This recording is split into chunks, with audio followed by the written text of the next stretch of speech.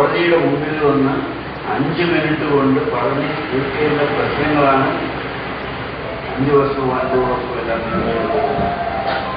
ഇപ്പൊ നമ്മൾ ജസ്റ്റിസ് കർണന്റെ, ഇന്ത്യയിലെ ഒരു ഹൈക്കോടതിയുടെ ജഡ്ജിയായിരുന്ന ജസ്റ്റിസ് കർണൻ ഇപ്പോൾ ജയിലിൽ കിടക്കുകയാണ്.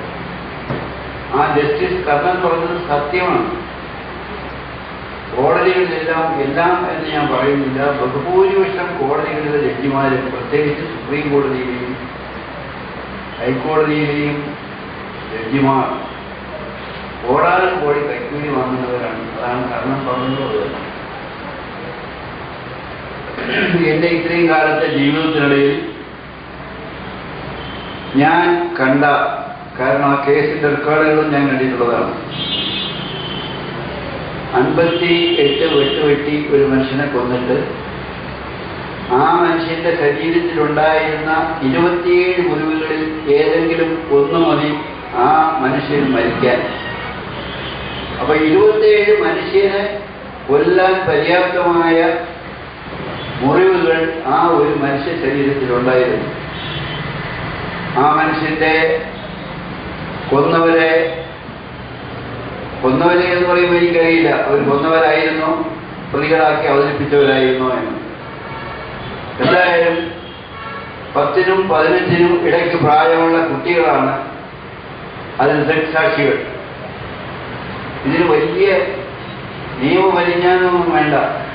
12-13 വയസ്സിൽ പ്രായമുള്ള കുട്ടികളുടെ നിഷ്കളങ്കതയുള്ള മനസ്സാണ്. ആ മനസ്സിൽ ഇത്രയും ചിത്രങ്ങൾ ഇങ്ങനെ പതിയും, അതിന് മാറ്റമില്ല.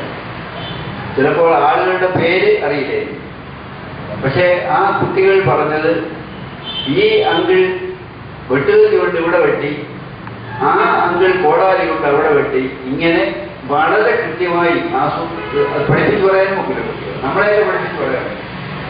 ഈ 12-13 വയസ്സ് പ്രായമുള്ള 5ാം ക്ലാസ്സിലും 6ാം ക്ലാസ്സിലും 7ാം ക്ലാസ്സിലും പഠിക്കുന്ന കുട്ടികളെ നിങ്ങൾക്ക് പഠിപ്പിച്ചു പറയാൻ വളരെ ബുദ്ധിമുട്ടാണ്. അവനിത് കണ്ടു പറഞ്ഞു. ആദ്യത്തെ കോടതി തൂക്കിക്കൊല്ലാൻ വിധിച്ചു എല്ലാവരെയും.